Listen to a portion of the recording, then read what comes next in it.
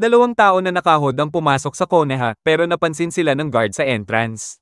Bago pa makapag-ingay, pinatulog siya gamit ang Genjutsu. Samantala, si Sasuke ay nag-iisip tungkol sa gabing napatay ang kanyang mga magulang.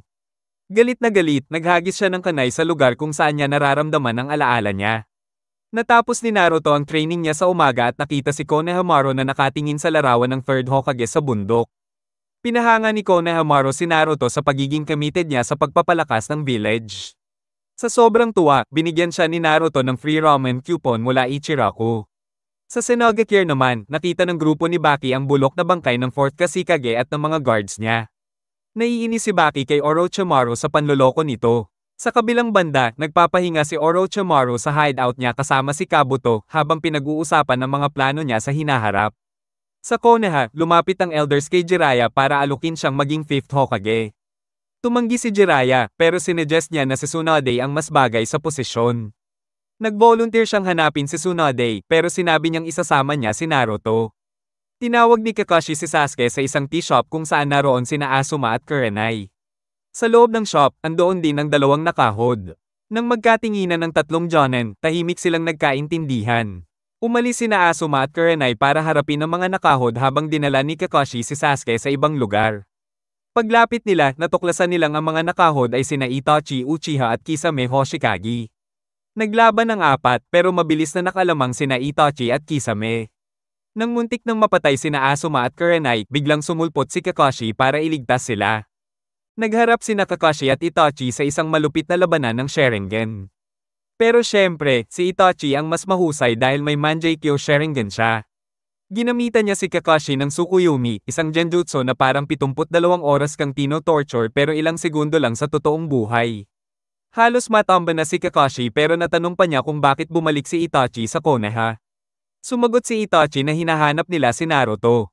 Naalala ni Kakashi ang usapan nila ni Jiraiya dati, kung saan sinabi ni Jiraiya na minomonitor niya si Orochimaru simula nang umalis ito sa village. Nabuking niya na sumali si Orochimaru sa Akatsuki, kung saan miyembro din si Itachi. Dagdag pa ni Jiraiya, dahil si Naruto ay may nine-tailed fox, kailangan niya mag-ingat habang buhay.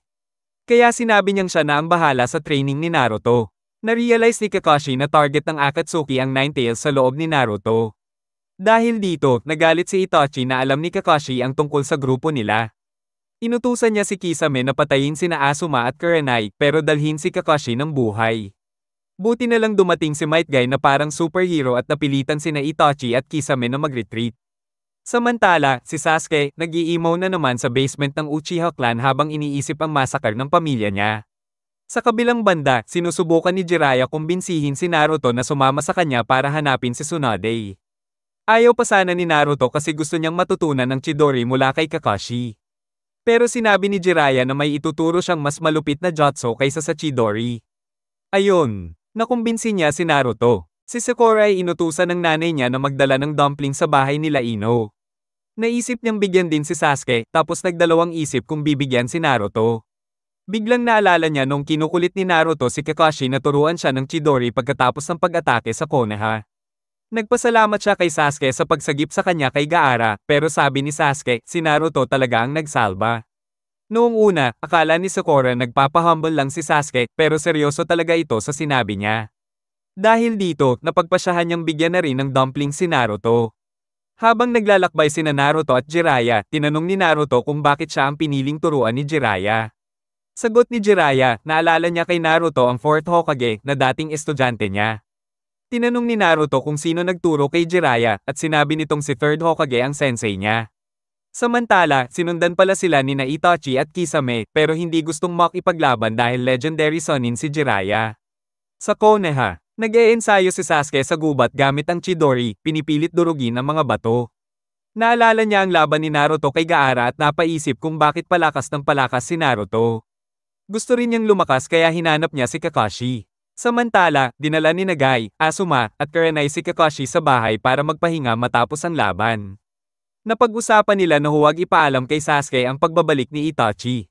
Pero biglang pumasok si Sasuke, nagulat na nakahiga si Kakashi at may 3 jonin sa kwarto. Perfect timing, biglang sumugod si Aoba at sinigaw na bumalik si Itachi at hinahanap si Naruto. Na-shock si Sasuke, kaya agad siyang umalis para hanapin si Naruto, pero wala na pala ito at kasama si Jiraiya. Sa ibang bayan, nagte-training si Naruto sa hotel habang nakikipag-date si Jiraiya sa isang chicks. Dumating si Sasuke, tanong ng tanong sa mga innkeeper. Sa wakas, napunta siya sa maling kwarto. Si Naruto naman, pagbukas ng pinto, si Itachi ang bumungad. Napansin niyang kamukha ito ni Sasuke at may Sharingan din. Samantala, tumatakbo si Sasuke sa kalsada at hinahanap ng todo si Itachi. Habang tumatakbo, naalala niya ang nakaraan niya. Dati, idol na idol niya si Itachi. Isang araw, humingi siya ng tulong sa Shuriken training pero deadma lang si kuya. Tinanong niya si Papa kung bakit laging busy si Itachi. Sabi ng tatay niya, kahit siya, hindi maintindihan si Itachi. Binigyan siya ng nanay niya ng baon tapos pumunta na siya sa academy. Sa daan, nakasalubong niya ang uncle niya na nagsabing sa edad niya, gising na ang Sharingan ni Itachi at Genin na ito. Medyo na-pressure si Sasuke pero sabi ng uncle niya, balang araw magiging malakas din siya kasi Uchiha rin siya. Pag-uwi niya, madilim na at tahimik ang paligid. Nakita niya ang mga bangkay ng mga kamag-anak nila sa kalsada. Nang makarating siya sa bahay, nakita niya ang mga magulang niyang patay na din. Pero si Itachi, kalmado lang sa tabi.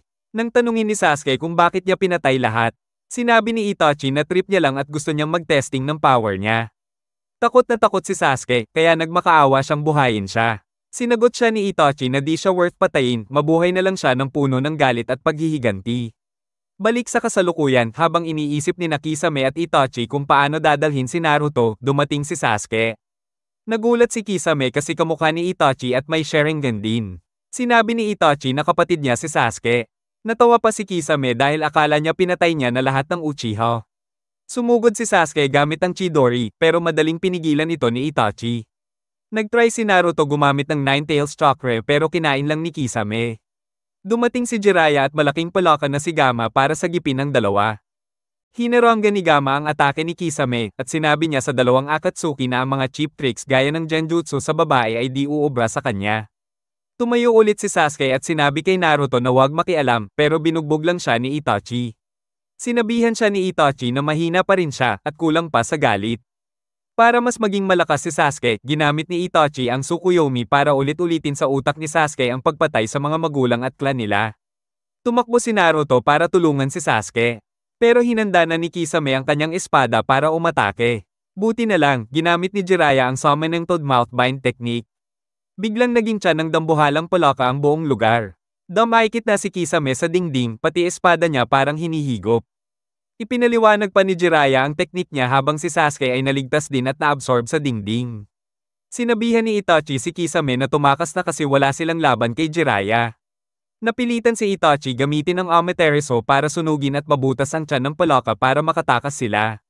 Nilagay ni Jiraiya sa silang apoy at sinabing malakas ang teknik na iyon para makatakas. Habang tinitingnan ni Jiraiya at Naruto si Sasuke, biglang dumating si Guy at sinipa si Jiraiya sa mukha gamit ang dynamic entry. Akala ni Guy, si Itachi at Kisame ang naroon kasi ginamit niya ang reflection ng forehead protector niya pero malabo pala ang nakita. Si Naruto, galit na galit kay Itachi kasi binugbog si Sasuke pero pinagsabihan siya ni Jiraiya na hindi niya sila kalebel. Nalaman ni Naruto na tinamaan din si Kakashi ng teknik ni Itachi. At sabi ni Guy kailangan nila ng medical expert para kay Kakashi, Sasuke, at Lee. Sabi ni Jiraiya, ang hinahanap nilang tao ay healing specialist, Slug Queen, maalamat na Sonin at Sugarol, si Tsunade. Sinabi ni Guy na iuuwi na niya si Sasuke sa Konoha at binilin kay Jiraiya na hanapin agad si Tsunade. Sinabi ni Naruto na gagawin nila yon, kaya napahanga si Guy. Bilang gantimpala, binigyan niya si Naruto ng green jumpsuit na kagaya ng kay Lee. Habang naghahanap sila ni Jiraiya kay Tsunade, tinanong ni Naruto kung sino siya. Sabi ni Jiraiya, isa siyang maalamat na Sonin tulad niya at sikat na Sugarol pero laging talo. Samantala, si Tsunade naman, nagkakasino sa Michijotoba. Todo all-in siya. At tuwang-tuwa ang gambling boss kasi kilala si Tsunade bilang malas. Habang nangyayari yun, si Naruto naman ay enjoy na enjoy sa festival. Nagyayabang pa siya kay Jiraiya na paldo siya sa naipon niya. Pero syempre, kinuha lahat ni Jiraiya para daw sa ikabubuti niya. Ang natirang pera ni Naruto ay ginamit niya sa pagkain at games. Nang maubos ang allowance niya kakakain, hinanap niya si Jiraiya. Ayun, nahanap niya ito sa kwarto kasama ang dalawang chika babes at nakikipag-inuman. Galit na galit si Naruto dahil ginastos ni Jiraiya ang pera niya. Biglang pumasok ang dalawang lalaki. Dahil sa galit, nabato ni Naruto ang pusit na hawak niya sa coat ng isa. Nagkagulo, pero kalmado lang si Jiraiya. Pinakita niya ang kanyang ultimate flex, gumawa ng blue chakra ball at binira sa tiyan ng lalaki at literal na lumipad. Napatakbo ang isa sa takot, iniabot pa ang wallet niya kay Jiraiya. Ginamit ni Jiraiya ang pera para bayaran ng nasirang stall at bumili ng lobo at water balloons. Para sa training, binigyan niya si Naruto ng lobo. Sabi ni Jiraiya, pagsamahin daw ni Naruto ang tree climbing at water walking practice para paikutin ang tubig sa loob ng balon. Todo yabang si Naruto na kaya niya at nagsimula ang kanyang training. Hindi makaprogress si Naruto pagkatapos magsimula ng training.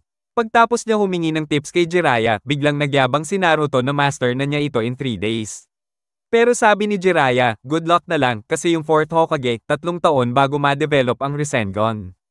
Dagdag pa niya, ang pagputok ng water balloon ay unang step lang sa 3, kaya iniwan niya si Naruto mag-isa sa training. Habang todo practice si Naruto sa gubat, naglilibang naman si Jiraiya sa bayan kasama ang mga above. Sa loob ng 3 araw, palpak si Naruto. Pero isang araw, nakita niya ang pusa ng hotel, umiikot-ikot hanggang pumutok ang water balloon. Doon na siya nakaisip ng strategy, hawak ng kaliwa ang balon, tapos gamit ang kanan, paikutin ang chakra sa iba't ibang direksyon hanggang pumutok. Hindi standard, pero pasado. Sabi ni Jiraiya, next stage na tayo. Sa stage 2, rubber ball na ang papuputukin, kaya mas mahirap ito. Humingi si Naruto ng tulong, pero sabi ni Jiraiya na hindi na siya bata kaya alamin niya ito ng mag-isa. Habang tuloy ang training, inutusan siya ni Jiraiya bumili ng pagkain. Sa bayan, nakita ni Naruto ang mag-ama, naghahati ng popsicle. Nagtanong siya kay Jiraiya kung pwede ba siyang magstay at tulungan siya, pero sabi ulit ni Jiraiya na gawin niya mag-isa. Sa loob ng 3 linggo, training pa rin si Naruto. At si Jiraiya, nakikipaglandian pa rin. Dahil sa sobrang frustration at sakit ng braso, hinawakan na lang ni Naruto ang balon gamit ang 2 kamay at pinilit ang chakra hanggang magkabutas. Nabitin siya dahil hindi sumabog, pero sinabihan siya ng congrats ni Jiraiya. Sabay bigay ng popsicle, na ikinatuwa naman ni Naruto. Sa Otogekir, sobrang sakit ang nararamdaman ni Orochimaru dahil wala na siyang magamit ng mga braso matapos ang laban sa 3rd Hokage. Inutos niya kay Kabuto na hanapin si Tsunade dahil siya lang makakapagpagaling dito. Kaya search mode agad si Kabuto at nang matrace niya si Tsunade, umalis na sila ni Orochimaru. Samantala, hirap na hirap si Naruto sa 2nd stage ng training. Kaya para matulungan siya, nilagyan ni Jiraiya ng spiral ang palad ni Naruto para may point of focus siya. Naalala ni Naruto yung payo ni Iruka dati tungkol sa concentration. Pinalitan niya yung spiral ng dahon at doon nag-focus ng chakra. Napaputok niya yung balon pero sabay lumipad siya paatros. Si Jiraiya na ang pumihil sa kanya at napansin niyang napaso pa ang kamay ni Naruto. Impressed si Jiraiya at sinabing nakapasa si Naruto sa 2nd stage. Gigil na si Naruto para sa 3rd stage pero sabi ni Jiraiya na relax lang. Move out muna sila kasi alam niya na kung nasaan si Tsunade. Ang reyna ng kamalasan na si Tsunade naman biglang nagka-winning streak. Pero imbis na matuwa, kinutuban siya ng masama. Kaya umalis siya sa lungsod kasama sina Shizune at Tonton. Kaso, biglang sumulpot si Orochimaru at Kabuto. Walang hello-hello, summon agad ng snakes at giniba yung castle na nadaanan ni Tsunade. Pinapagawa kay Naruto ang pinakamahirap na part ng training, pagsamahin ang spinning at power na natutunan niya sa mga naunang steps. Kaso sabi ni Jiraiya na wala siyang maitutulong dito. Kaya si Naruto, sinubukan pa rin ito. Samantala, si Orochimaru, todo drama habang kausap si Tsunade. Sakit na sakit siya sa braso niyang sealed ni 3rd Hokage, kaya di siya makapag-jutsu. Walang intensyon si Tsunade na tulungan si Orochimaru dahil sa pagpatay niya sa 3rd Hokage. Pero binanatan siya ng ultimate offer, bubuhayin ang kanyang namatay na kapatid na si Noaki at kasintahan na si Dan. Binigyan ni Orochimaru si Tsunade ng 1 linggo para isipin ito at umalis siya. Kinagabihan, habang kumakain si Tsunade ng dinner, biglang dumating sina Jiraiya at Naruto sa parehong bar. Napataas ang kilay ni Tsunade at tinanong si Jiraiya kung anong pakay niya. Diretsong sumagot si Jiraiya, gusto siyang gawing bagong Hokage ng Konoha. Pero alam na pala ni Tsunade at Shizune ang balita tungkol sa pagkamatay ni 3rd Hokage at ang encounter nila kay Orochimaru. Agad-agad niyang tinanggihan ng alok. Sabay sabing, tanga lang ang papayag maging Hokage. Si Naruto, na-offend ng todo. Galit na galit niyang sinigawan si Tsunade at niyaya pa ito sa labas para magbasagan ng bungo.